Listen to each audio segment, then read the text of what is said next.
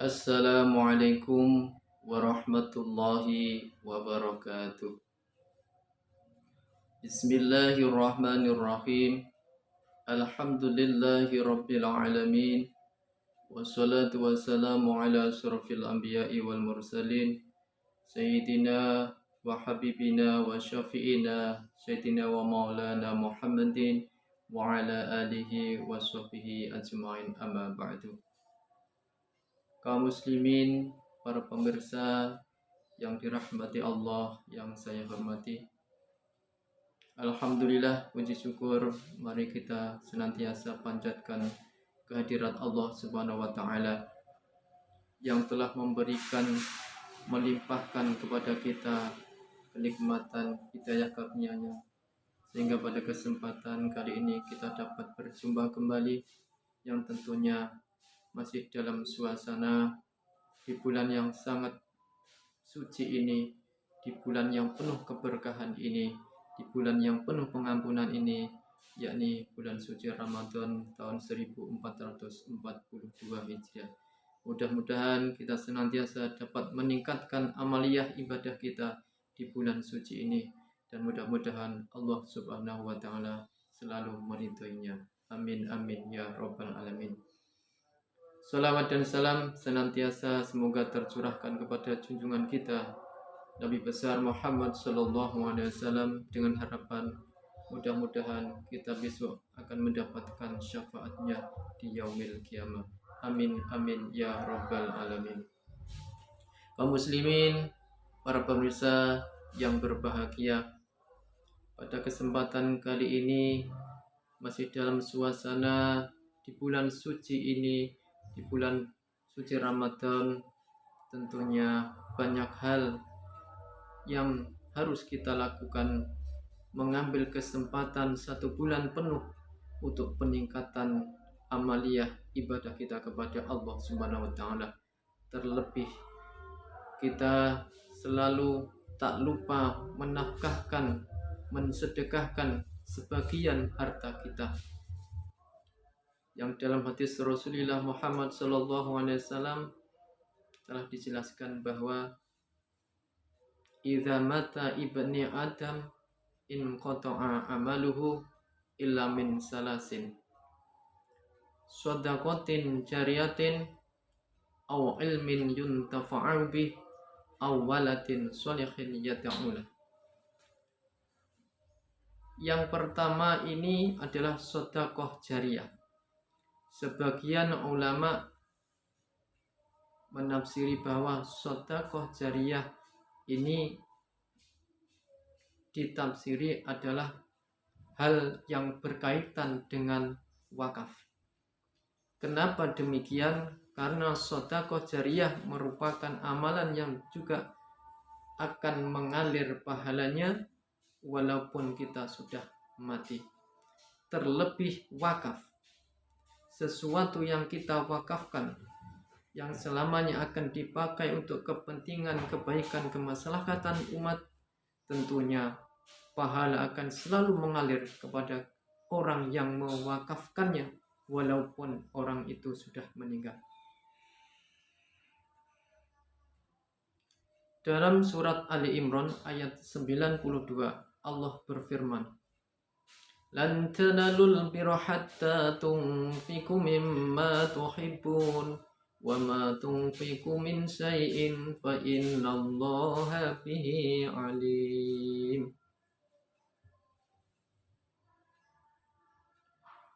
Kamu sekali-kali tidak sampai kepada kebaikan yang sempurna sebelum kamu menafkahkan sebagian harta benda yang kamu cintai.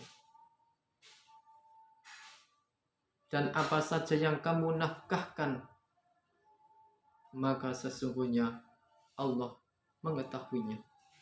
Kaum muslimin, para pemirsa yang berbahagia, kalau kita ingin mendapatkan sesuatu yang permanen, kalau kita ingin mendapatkan pahala yang mudawamah, terus mengalir, terus menerus mengalir kepada kita, tentunya kita mau mewakafkannya sebagian harta kita untuk kemaslahatan umat. Wakaf yang berarti harta benda yang fungsinya sangat permanen, harta benda yang dibekukan pentasarupannya untuk kebaikan, kepentingan umat Islam. Jadi kalau sesuatu yang sudah kita wakafkan, tentunya ini merupakan harta yang dibekukan, yang sangat permanen pentasarupannya untuk kebaikan umat. Ada satu cerita ketika baginda Nabi besar Muhammad SAW dalam perjalanannya di Madinah bersama Sayyidina Utsman bin Affan, beliau tidak pernah menjumpai sumber air yang sangat bersih kecuali beliau menemui sumber air dari sumur Raumah. Baginda Nabi bersabda, barang siapa yang membeli sumur ini lalu menimbanya dengan timba orang muslim, maka kebaikannya tidak akan melebihi kebaikan ketika besok di surga sumur Raumah ini. Jadi dengan membeli sumur Raumah ini, apabila ini diwakafkan, maka kebaikannya akan terus mengalir, bahkan tidak bisa melebihi kebaikannya sumur Raumah besok di akhirat. Dengan demikian, Sayyidina Utsman bin Affan tak begitu lama akhirnya beliau membeli sumur ini untuk diwakafkan demi kemaslahatan untuk kepentingan umat Islam, juga untuk kepentingan keluarganya. Oleh karena itu, sumber air sumur Raumah ini yang sangat jernih ini oleh baginda Sayyidina Utsman bin Affan dibelinya dan diwakafkannya. Ada satu contoh lagi hal tentang wakaf ini ketika Ibni Umar radhiyallahu anhu, yaitu Ibni Umar radhiyallahu anhu bercerita bahwa ayahnya Sayyidina Umar bin Khattab pernah mempunyai ladang perkebunan yang sangat strategis, yang sangat baik dan sangat subur jika ditanami, yang letaknya di daerah Khaybar. Nah, dengan memiliki tanah ini, Sayyidina Umar bin Khattab memohon nasihat kepada baginda Rasul. Ya Rasulullah, apa nasihat kamu tentang tanah yang saya miliki ini? Padahal saya belum pernah memiliki, belum pernah tahu tentang tanah yang sebaik yang saya miliki ini. Baginda Nabi berkata, Umar,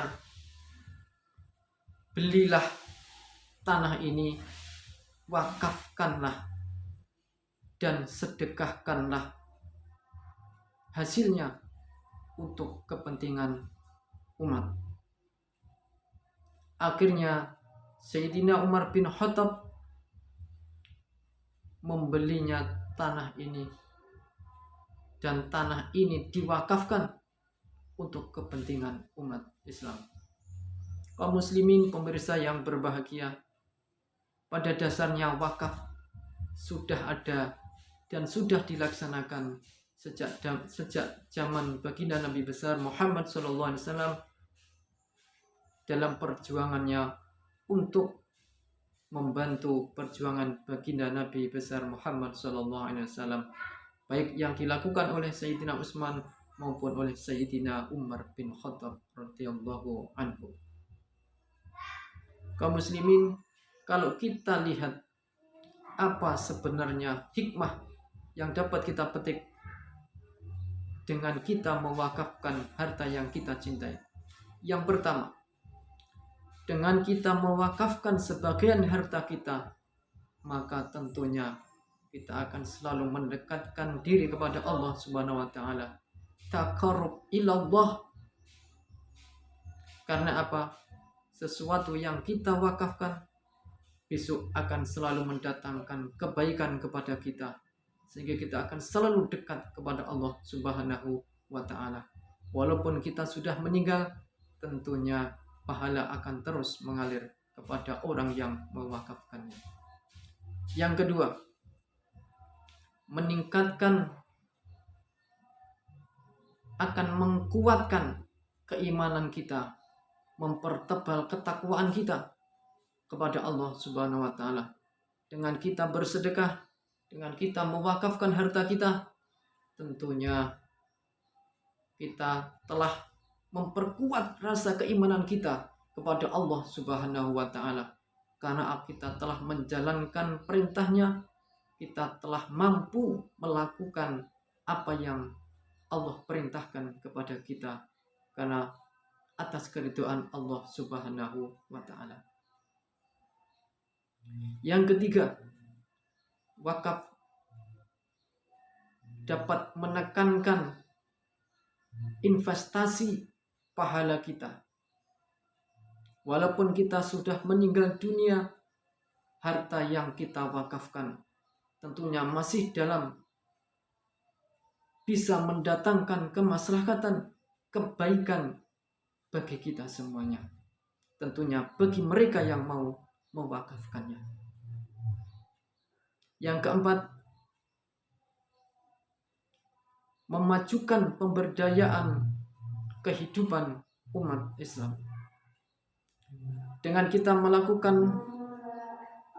wakaf, dengan kita mewakafkan harta kita untuk kepentingan, mungkin dibangun masjid, mungkin dibangun musola, mungkin dibangun madrasah, taman pendidikan Al-Quran, majelis taklim, ataupun mungkin suatu yayasan yang bernuansa untuk kepentingan kemaslahatan umat. Tentunya ini akan menambah pemberdayaan kehidupan umat Islam itu sendiri, sehingga syiar Islam akan semakin ramai.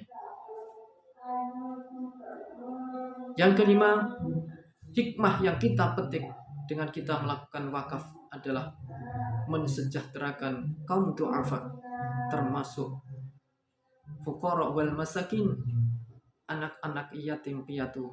Dengan kita mensedekahkan, dengan kita mewakafkan sebagian harta kita, tentunya kemanfaatannya dapat mereka pakai, dapat mereka peroleh dari orang yang mewakafkannya, sehingga selalu mendatangkan kebaikan bagi kita, juga bagi kehidupan mereka, terutama para kaum du'afa, anak yatim, dan lain sebagainya.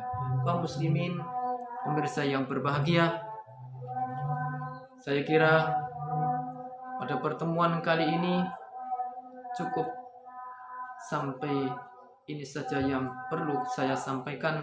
Tentunya banyak kekhilafan, banyak kekurangan dari apa yang saya sampaikan. Tak lupa, saya selaku manusia biasa mohon maaf yang sebesar-besarnya. Wa qad yurjali jarki sayfi fur'un wala fur'un lima jarokal lisan. Kalau pedang melukai tubuh, masih kan ada harapan untuk bisa sembuh. Kalau lidah melukai hati, kemana obat hendak dicari. Wa afu minkum wallahul muwaffiq ila aqwamit thoriq. Wassalamualaikum warahmatullahi wabarakatuh.